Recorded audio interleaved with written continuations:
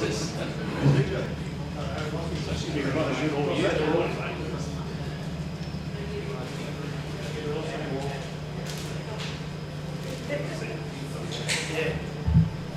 Back right in.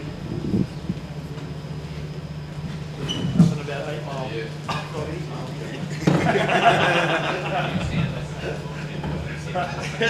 Winning edge. Yes.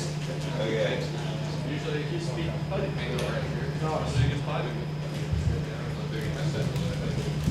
Already finished third, 8 miles ahead of you. Yeah. You didn't say that, did you? Miles ahead in Detroit.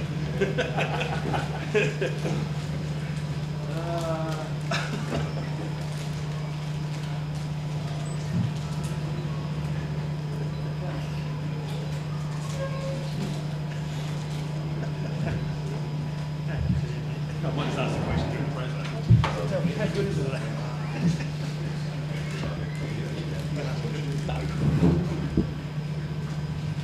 No, they probably do really like I say, they probably just answer. I am about to be pretty quick. I'm not ready for that. I don't handle insults well. After 36 years. You can start. You can start. Yeah, we can start. Yeah.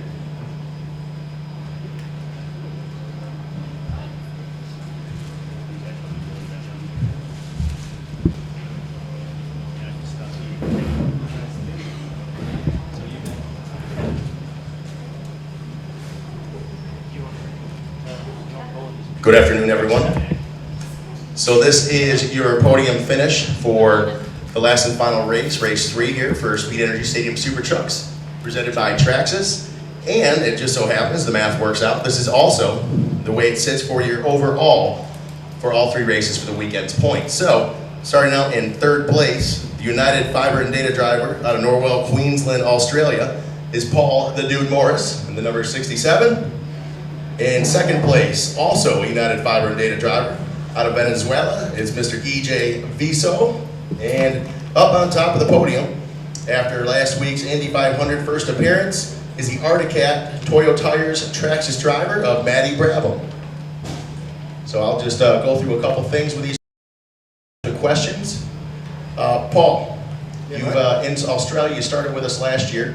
You've had some great success in Stadium Super Trucks and amongst many other racing as a Bathurst champion and things, but great success, a lot of podium finishes in Australia. We've been over here in the States this year, pushing really hard, and now it's finally paid off, and you're up on the podium. Did you have to change your strategy, the way you're racing over here in the States compared to anywhere else, or did it just come together for you today and things worked out? No, I haven't changed a thing. To be honest, I've been having a lot of silly little fiddly things go wrong with the truck, which I don't really whinge about. That's, you have a good run and you have a bad run, and we've had a bit of a bad run the first 3 rounds, and now the truck's running pretty good. So when you got a good truck and you can fight fairly, you take the gloves off and you can get the job done if you have to. It's been good. You had mentioned that you've heard through the pits and things that sometimes racing with EJ Viso can be difficult, but you found it enjoying and good racing with the 2 of you. I think we're probably similar mindset of how racing should be done. Like, you race each other hard and fast without trying to slow each other up and try and move forward through the pack, and then when the laps run down, someone's got to give someone a cheap shot and everything, and just happened to be EJ. I made a mistake and he popped me one and got by, and that's cool. It'll be his turn one day and we're all cool, no drama. Excellent, excellent. So EJ, sitting here in 2nd place, you've been many podiums with us in Stadium Super Trucks on top of the box as well. Now you're back with us right now for the first time in some time. On the podium, you did make a truck change as well and felt comfortable with this truck, and it panned out for you. Do you think that had a lot to do with your change, or were you just able to settle in to this track today a little bit better? Yeah, since the weekend started, I've been having issues with the truck I was driving, and since one of the drivers didn't drive today, I was able to jump in his truck, and it was definitely what I needed to keep up with these guys. Paul and Bravi, they're extremely quick drivers. I think they took advantage of a mistake I did. It cost me very expensive, and then it was impossible to catch Bravo.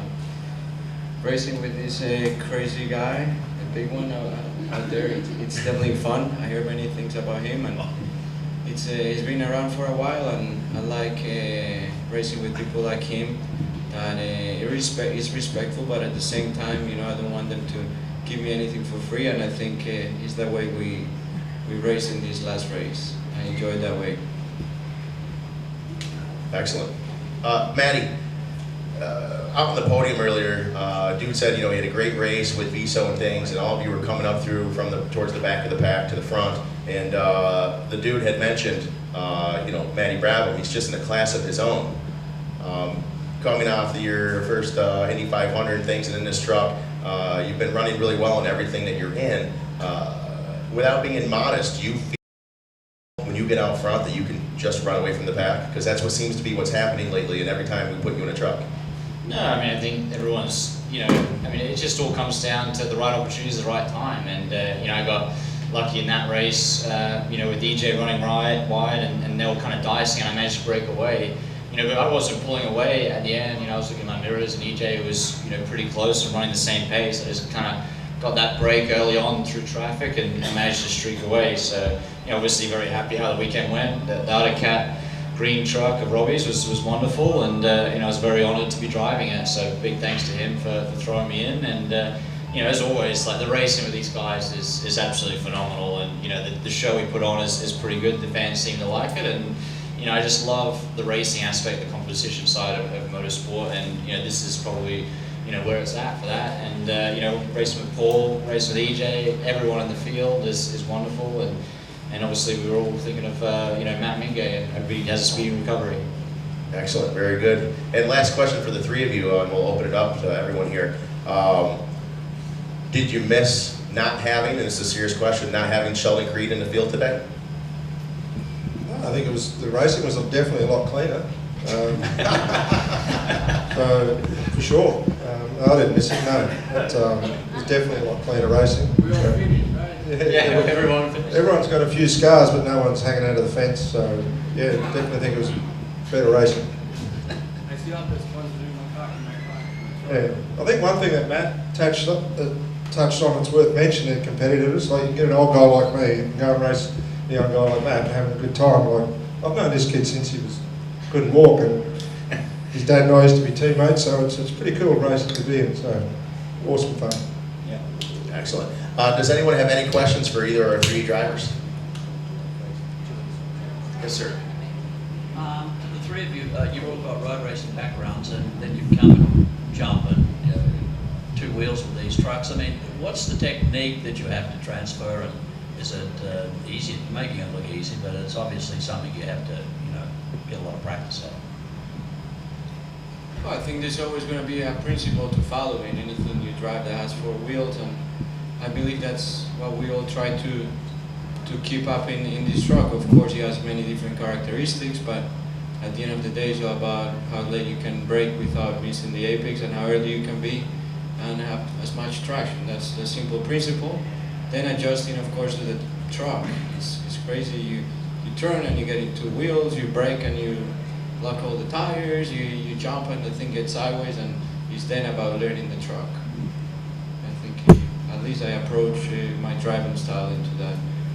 Yeah, I think it's like kind of two classes of us. There's the dirt guys that race the stadium super trucks, and there's the circuit guys that race. And I think you know, the dirt guys probably have a little bit of an advantage over the jumps and dealing with the three wheels and kind of, you know, feeling it out for the roll and how it moves around. But I think the circuit guys, like us three up here, we have a real kind of advantage of feeling the grip and just running with the corner speed, and you know, just not breaking it loose too much and kind of getting that feel. So there's kind of a little bit of a speed difference between all the guys, and you know, people have their strengths and weaknesses, and you know, I think it's just whoever kind of races the best, you know, and adapts and does well. And you know, I think everyone, the more they get in, the better they get, and you know, everyone in the series is super competitive. So. Yes, sir. Oh, go ahead. Oh, sorry, I thought Paul was going to make a comment. I can make a comment, yeah. Look, for me, it's evolving every time you get in it. You learn something a little bit different, and with what Matt was saying, you tend to learn a bit off the dirt guys. If you follow them, you look at they use a little bit different techniques, and I think they learn a bit off us. So, you know, eventually everyone's starting to go a little bit quicker, and times are coming down. You're seeing some pretty fast lap times, but it's you know, it's a bit of a mixture of the different backgrounds of guys, and everyone's smart enough to look at what everyone else is doing and copy a little bit and adapt it for sure. Paul, you're a close friend of Matt Wingate. Can you give us, in broad terms, an update on how he's doing? Yeah, I sure can, and I think it's better that we all know more about it than not know about it. So he's in pretty good nick, considering he's lost a fair bit of his lower face, jaw, and all his bottom teeth. But he has no permanent injuries.